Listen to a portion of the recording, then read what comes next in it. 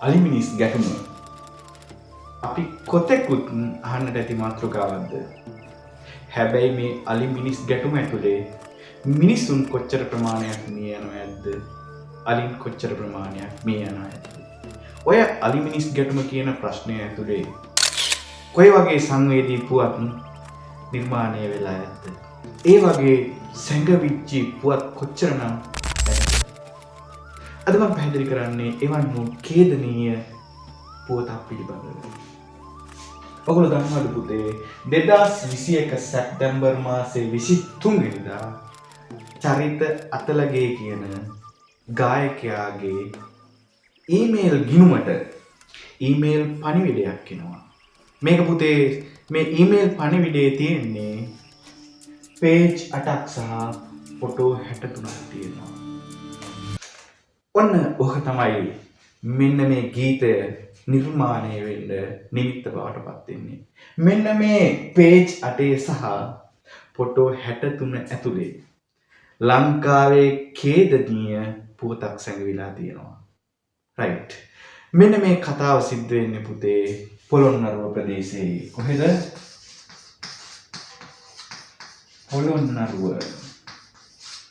පොළොන්නරුව ප්‍රදේශයේ අරණගංවිල අරණගංවිල ඉස්සD8 ප්‍රදේශයේ. මේක ඇතුළේ තියෙන්නේ පුතා ඛේදනීය පුවතක්. මේ කතාව ගෙතින්නේ අරණගංවිල ප්‍රදේශයේ ජීවත් වුණු සිරිල් කියන ගොවි මහත්තයා හා සම්බන්ධව. මේ සිරිල් කියන ගොවි මහත්තයා ආදරණීය දුව පුතේ 1982 විවාහ කරගන්නවා දිසානායක මුදියන්සේලාගේ රන්මැණිකා. කවුද විවාහ කරගන්නේ? දිසානායක මුදියන්සේලාගේ රන්මැණිකා. මේ දිසානායක මුදියන්සේලාගේ රන්මැණිකා සමග විවාහ වෙච්ච සිරිල්ට ආදරණීය දියණියක් බිහි වෙනවා. මේකේ ඛේදනීයම පුවත වෙන්නේ පුතා මේ රන්මැණිකා වකුගඩු රෝගයක් වැළඳිලා වයස අවුරුදු 58 දී මිය යනවා. වයස අවුරුදු 58 කියන්නේ එච්චර ලොකු වයසක් නෙවෙයි පුතා. හැබැයි අනුරාධපුරේ පොළොන්නරුවේ මේ වගේ ගැමි ප්‍රදේශවල තියෙන එකම ප්‍රධාන ගැටලුව තමයි වකුගඩු රෝගය. මේක සිද්ධ වෙන්නේ පුතා ජලය නිසා. කුඹුරුත් එක්ක පොරබදින මේ මිනිස්සු මේ කුඹුරු වලට විස රසායනික ද්‍රව්‍ය එකතු කරනවා. මේවා ජලයේ සමග මිශ්‍ර වෙනවා. ඉතින් මේවට විසඳුම් ගන්න කවුරුවත් නැහැ ආදරණීය දුවේ පුතේ. කොච්චරනම් මිනිස්සු වකුගඩු රෝගය නිසා මැරෙනවද ඇද්ද? මිනිසුන්ට හොඳ ෆිල්ටර් කරපු වතුර ටිකක් බොන්න කවදාද ලැබෙන්නේ? නැත්තම් 58 කියන්නේ මහ ලොකු වයසක් නෙවෙයි. නේද? මේගොල්ලොන්ගේ ආදරණීය කැදැල්ලට කන කොකා හඬනවා පුතේ. මේ 58 දී මිය යනවා. මෙන්න මේ තමන්ගේ ආදරණීය රන්මැණිකා බිරිඳ මිය යනවා. ඉතින් මෙයාගේ අවමංගල්‍ය කටයුතු ඉවර වෙලා එයාගේ එකම දුව මාස 3කට පස්සේ ගම ඇතහැරලා උසස් අධ්‍යාපනය සඳහා විශ්වවිද්‍යාලයට යනවා.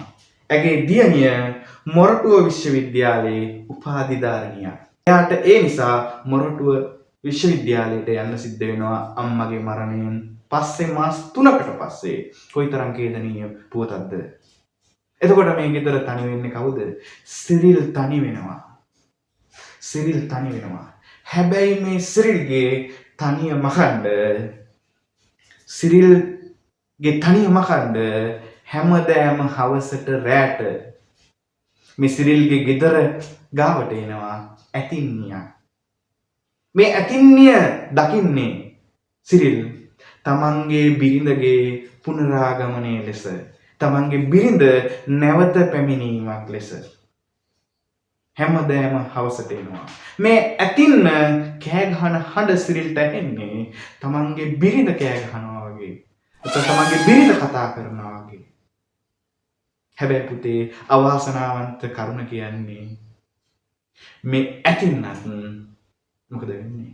මේ ඇතින්නත් ZD8 අන්න ZD ඇලට වැටිලා මැරෙනවා. මේ ඇතින්නත් මොකද වෙන්නේ? මැරෙනවා. හැබැයි මේ මැරෙන්නේ අනාරක්ෂිත අලිවැටක් හේතුවෙන්.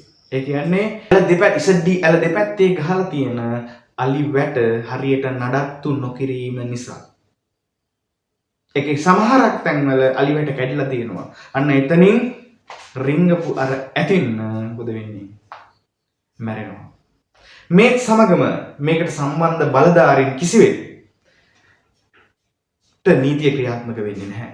ඒක ලංකාවේ හැටි පුතා. ලංකාවේ හැටි. පොඩි මිනිහට විතරයි නීතිය ක්‍රියාත්මක වෙන්නේ. ලොකු තෝරුමෝරු අල්ලන්නේ නැහැ. ඒක අදටත් එහෙම තමයි. මේ කුණු කැත යාන්ත්‍රණය තාමත් ඉදිරියට ගලාගෙන යනවා. නේද? මුදල් වංචා කරලා මුදල් වලින් ගසා කාලා ලාභයට හදපු අලිවැට නිසා අර ඇතින්න මොකද වෙන්නේ? මහා ඇලට බිලි වෙනවා. ඒකත් සමගම පාළුවම කණ්ඩ ඉඳපු සිරිල්ගේ නේද? පුනරාගමනය වෙච්ච බිරිඳයි ඔහු සලකපු ඇතින්නත් මහා ගඟ අරගෙන යනවා. නේද? ඉරුගු හේන වොත්පොළ වෙනවා. ඉස්සරහට තියෙනවා. රයිට්. එතකොට කොහොම හරි සිරිල් මොකද කරන්නේ? මේ නීතිය ක්‍රියාත්මක නොවන නිසා සිරිල් ඒකේ නිලධාරියෙක්ව මරලා හිරේ යනවා. ඊට පස්සේ සිරිල්ට මොකද වෙන්නේ? සිරිල් සිරගේ ඇතුළෙම මාස 5ක් හෝ 6ක් ඇතුළත මිය යනවා. මේ කේතජනක පුවත තමයි පුතේ පද රචනය කරන්නේ කසුන් එදිරිසිංහ. කසුන් එදිරිසිංහගේ සුමధుර පද ගැලපීමට සංගීතය දාන්නේ චරිත් අතලගේමයි.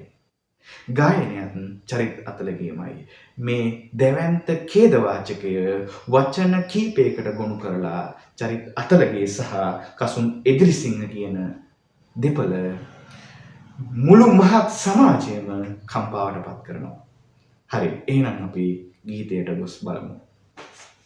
ZD8 කියන්නේ පුතේ ඇත්තම තුන්කොන් කඳුළු කතාව. එක අතකින් රන්මණිකා අකාලයේ මියදෙනවා. අනිත් අතින් ඇතින්න මියදෙනවා. අනිත් අතින් සිරිල් මිය යනවා. මේ තුන්කොන් කතාව කොච්චරනම් සංවේදීද? කොහොඹ කණුවේ රැහැයියෝ ඉන්නවා. පුතා කොහොඹ කණුව කියන්නේ සමහරක් විට අර අලිවැට හදන්න ගත්ත කණුව වෙන්න පුළුවන්. හැබැයි පුතා අලිවැට හදන්න ගත්ත කණුවට එහා ගියපු අර්ථයක් මේ කොහොඹ කණුව තුල සැඟවිලා තියෙනවා. සාමාන්‍යයෙන් කොහොඹ කණුව කොහොඹ කියන්නේ පුතේ තිත්තයි. කොහොමත් තිත්තයි. එතකොට මේ සිරිල් තුල තියෙන්නේ අර කොහොඹ කණුව වගේ තිත්ත භවයේ සංකේතය. කවුරුවත් නැහැ. තනිවම ඉන්නේ. තනිවම ඉන්නකොට තිත්ත ජීවිතේ තිත්තයි පුතේ. එතකොට පද රචකයා කොහොඹ කණුවේ කියන අර්ථය යොදාගෙන නැත්තේ අන්න එතෙන්ට. කොහොඹ කණුවේ අර තිත්ත කණුවේ කවුද ඉන්නේ පුතා? රැහැයියෝ ඉන්නවා. රැහැයියෝ කියන්නේ කවුද? කනට ප්‍රිය කර සද්දයක් නිකුත් කරන සත්තුද? නැහැ. රැහැයියන්ගේ හඬට මොකද වෙන්නේ? මිනිස්සෙක්ගේ පාළුව කාන්සිය මකන්න පුළුවන්ද? මෙතන සැඟවිලා තියෙන්නේ මොකද්ද? වේදනාකාරී මතකයන්ගේ පිරුණු ඔහුගේ ඔළුව.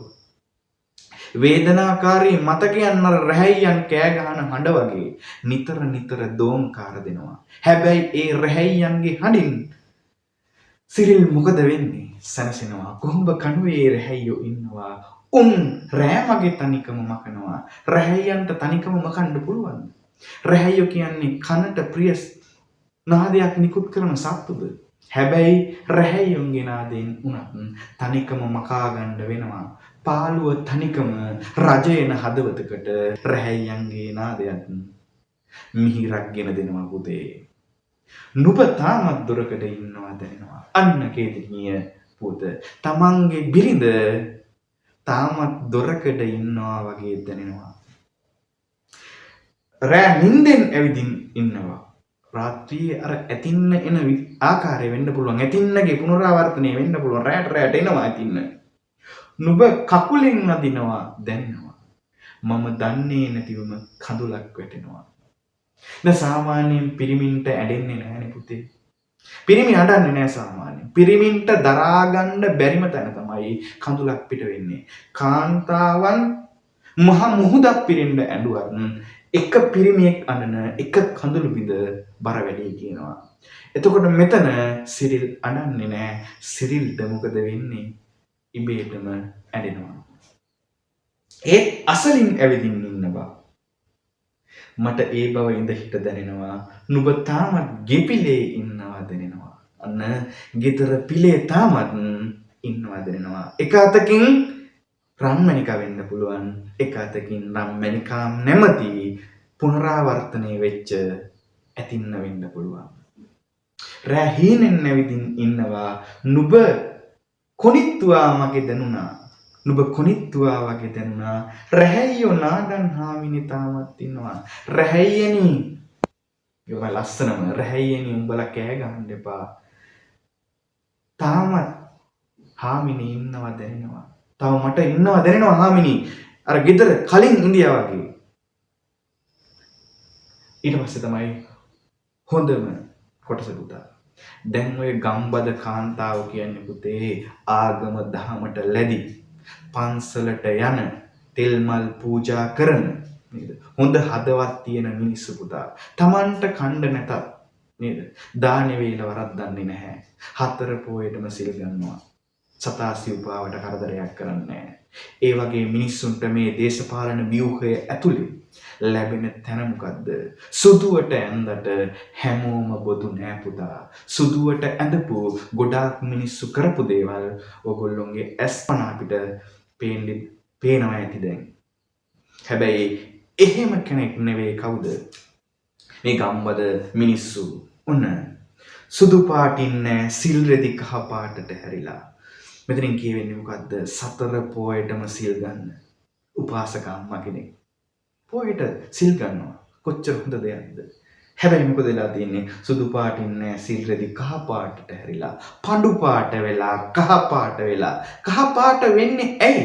සාමාන්‍යයෙන් උපාසක අම්මා කෙනෙක් තමන්ගේ රෙදි කිලිටු වුණාට සිල් රෙදි කිලිටු කරගන්නේ නැහැ. සිල් රෙදි හොදලා පිරිසිදුව තියාගන්නවා. හැබැයි සිල් රෙදි මොනවා වෙලාද? කිලිටු වෙලා. ඇයි ගැහණු අතක් නැහැ ගෙදරට රෙදි ටික හොදන්න. සීපාලිකා මල් සංකාවෙන් තනියම පිපිලා. දැන් හැමදාම පහන පත්තු කරන ඇති මේ උපාසක අම්මා රම්මණිකා. හැබැයි මොකද වෙලා තියෙන්නේ? සීපාලිකා මල් එතනම පර වෙලා වැටිලා සංකාවෙන් බිම් බලාගෙන ඉන්නවා. ඇයි? සීපාලිකා මල් අරන් පූජා කරනවා ඇති හවසට අර පහන් පැලට. හැබැයි දැන් මේ පහන් පැල පත්තු කරන්න කවුරුවත් නැහැ ගෙදර. දැන් තමයි එන්නේ ඊළඟ සිද්ධියට. ඒ තමයි ඇතින්නගේ සිද්ධිය. පිපුණු පැණිකොමඩු මල් එතනම පරවී වැටිලා. පැණිකොමඩු මල් මොකද වෙලා තියෙන්නේ? එතනම පර වෙලා වැටෙනවා. ඇයි? පැණිකොමඩු කණ්ඩ ඇතින්න එන්නේ නැහැ. නේද? එතනම පරවී වැටිලා මගේ පොඩි එකේ 3 මාසෙන් පසු ගම යනවා. මාස 3න් පස්සේ මොකද කරන්නේ? මෙයාගේ දුව වැඩිදුර අධ්‍යාපනය සඳහා මොරටුව විශ්වවිද්‍යාලයට යනවා. දැන් මොකද වෙන්නේ? ගෙතරම පාළුයි. ගේ මැද පාළුයි. මතකය පෑරේ නේද? පෑරෙනවා මතකය. යන්න එන්න තැන හැම තැන නුඹ මැවිලා පෙනේ. යන්න එන හැම තැන නුඹ මැවිලා පෙනේ. මැවිලා පේනවා ගෙදර නේද? දුවත් නැහැ. පාළුවට ඉඳපු ඇතක් නැහැ. බිරිඳක් නැහැ. ඉරිඟු හේන මහා ඔත්පල වෙනවා. ඉරිඟු හේනක් ඔත්පල වෙනවා කියන්නේ කර කියා ගන්න දෙයක් නැති වෙනවා. ඔත්පල වෙනවා කියන්නේ එහෙමයි. ඔන්න බලන්න අජීවී වස්තුන්ට සජීවී බවක් ලබා දීලා තියෙනවා. ඉරිඟු හේනක් ඔත්පල වෙනවා. නේද? හැමදෑම ඉරිඟු කණ්ඩ එන ඇතින්න නැති වුණාට පස්සේ ඉරිඟු හේනක් බලාගෙන ඉන්නවා පුදුමෙන්. අනේ ඉරිඟු කණ්ඩාපු ඇතින්නකෝ. ඉරිඟු හේන මහා ඔත්පොළ වෙනවා. මගේ ඇතින්නේ නුඹ මහ ඇල අරගෙන යනවා නේද? ඔන්න එක අතකින් වකුගඩු රෝගය නිසා රම්මැණිකව අරගෙන යනවා. අනිත් අතින් ඉසඩ්ඩි ඇලට වැටිලා ඇතින්නව අරගෙන යනවා. හතර පෝයට නුඹ සිල් ගන්නවා උර බන්දිය විස්තර අහනවා නුඹ තාමත් දොරකඩ ඉන්නවා දැනෙනවා නේද? හතර පෝයටම සිල් ගන්නවා ඔය දේශපාලඥයෝ වගේ නෙවෙයි. හතර පෝයටම සිල් ගන්න අහිංසක මිනිස්සු තමයි මේ ඉන්නේ. මිනිස්සු කන පරිප්පු ඇටයට හාල් ඇටයට බදු ගහනවා පුතා. ඒ මිනිස්සු ඒ හැම බද්දක්ම ගෙවනවා. හැබැයි බද්ද ගෙවලා ඒකේ ප්‍රතිලාභ මිනිස්සුන්ට එන්නේ කොහොමද? නේද? අර නේද? රොඩ්ඩ අපිට හොඳ දේ උන්ට නේද? වණ්ඩිය උන්ට මණ්ඩිය අපිට නේද? එතකොට මණ්ඩිය තමයි අපිට හම්බෙන්නේ වණ්ඩිය උන්ට. එතකොට සංවර්ධනයේ ගමට ගලාගෙන ආපු අපූර්වත්වය මේ තියෙන්නේ. හතර පොයට නුඹ සිල් ගන්නවා උර බන්දිය විස්තර අහනවා නුඹ තාමත් දොරකඩ ඉන්නවා දැනෙනවා. කවුද මේවට වග කියන්න ඕනේ? වැඳපු දෙවිවරු නෑ අද වඩිනවා. දැන් ඔය දේශපාලනය කරනකොට නේද ගම්වලට ඇවිල්ලා අරක දෙන්නම් මේක දෙන්නම් කියලා මිනිස්සු කියනවා නේද? අපේ මෝඩ මිනිස්සු අරගොල්ලෝ වන්දනාමාන කරගෙන අරගෙන යන්නේ නේද? කැපුවත් කොළ කැපුවත් රතු කැපුවත් නිල්. මොකද්ද? හැබැයි වැඳපු දෙවිවරු නෑ අද වඩිනවා. එකෙක්වත් එන්නේ නෑ මේ වගේ විපතක් ආවට පස්සේ. ඡන්දේ ගන්න නම් එනවා. ඡන්දේ ගන්න එනවා. නුඹ මග හැරලා උන්නින්නවා. එන්නේ නෑ මග හරිනවා. මට දන්නේ නැතුවම කඳුලක් වැටෙනවා. අනිත් එක පුතා වැඳපු දෙවිවරු කියන්නේ පුතා සාමාන්‍යයෙන් ගන්න පුළුවන් ඇතින්නක පැත්තෙන් ගත්තට පස්සේ ඔය ගම්බද අනිවාර්යයෙන්ම ගම්බද මිනිස්සු පුල්ලෑර දෙවියන් වදිනවා. පුල්ලෑර දෙවියෝ කියන්නේ ඇතෙක්. එතකොට ඒ ඇතාට වඳින්න මිනිස්සු ඕනේ තරම් එනවා. ඒ ඔය දේශපාලඥයෝ එහෙම වැඳලා යන මිනිස්සු ගොඩාක් විශ්වාස කරනවා. හැබැයි දැන් මොකද කරන්නේ? උන් මගහැරලා යනවා. අර මලකුණ දකින්නකොට සමහරක් විට ඇතින්නව මගහැරලා යනවා. ඉතින් යාට යුක්තිය කතා කරන්න කවුරුවත් නැතුව ඇති. මුළු යාන්ත්‍රණයේ තියෙන මේ මජර පාලනයේ තියෙන මජර සිස්ටම් එකේ තියෙන අවුල තමයි මේ පුතා කියන්නේ. පගා ගහලා නේද? සල්ලි මංකොල්ල කාලා නේද? කරපු සංවර්ධනයේ කැඩපත තමයි පුතා මේ තියෙන්නේ. මට දන්නේ නැතුවම කඳුලක් වැටෙනවා. කවියට කඳුලක් වැටෙනවා සිරිල්ට. ඔන්න හවස් යාමයට නුඹ කවි ඇහෙනවා මම දැස් වසාගෙන අහනවා නුඹ තාමත් යෙපිලේ ඉන්නවා දැනෙනවා. තාමත් දැනෙනවා. එහෙම තමයි ආදරය කරන මිනිස්සු ආදරය කරන මිනිස්සුන්ගේ හදවත් වලින් මිනිස්සු මැකිලා යන්න එහෙම ලේසියෙන් බෑ නේද? හදවතට දැනුණු චරිත හදවතට දැනුණු මිනිස්සු හැමදාමත් මේ හදවත් පතුලේ කිමිදිලා ලැබුම් අරගෙන ඉන්නවා. අවසානයේදී සිරිල් මොකද කරන්නේ? සිරිල් තීරණය කරනවා මේ මජර පාලනයට හවුල් වෙච්ච එක පුරුකක් හරි මේ මාතෘ භූමියෙන් අයින් කරන්න ඕන කියලා. සිරිල් ගිහිල්ලා මේට සම්බන්ධ එක නිලධාරියෙක් ජීවිතක්ෂයට පත් කරනවා. සිරිල්ටත් මොකද වෙන්නේ? ජීවිතාන්තය දක්වා හිරදඬුවම් නියම වෙනවා. හැබැයි සිරිල් මේ හිරගෙදර ඇතුළේදීම මාස 5ක් හෝ 6ක් කාලයක් ඇතුළත මිය යනවා. මිය යනකොට ඔහුට වයස අවුරුදු 70 ගාණක්. මට හරියටම ගාණ මතක නැහැ. අවසානයේ ගීත රචකයා මේ තුන් දෙනාටම ගීතයේ අවසානයේදී මතක වස්ත්‍ර පූජාවක් කරනවා.